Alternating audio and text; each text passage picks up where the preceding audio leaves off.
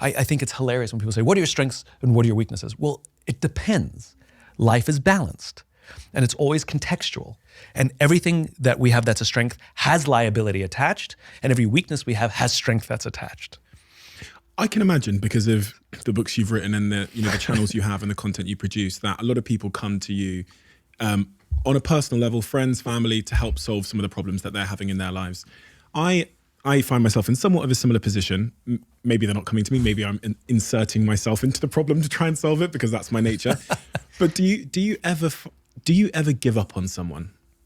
Something I've thought about, and I'm reflecting on my friend a little bit here. Yeah. And friends I've had from my childhood, who I remember offering a guy. I was like, if you can just do 1 month working in Subway where he was working, I'll pay for your rent so you can move out of that city and go get a job. He didn't do the 1 month in Subway. Yeah. And at one point there's part of me who's like, everyone's solvable, the optimistic in me. And the other part of me goes, at some point you have to give up on people. So the single greatest lesson I ever learned in my career that profoundly changed the course of my life, and it comes right before the realization and the articulation of why. I learned how to ask for help, and I learned how to accept it when I was offered.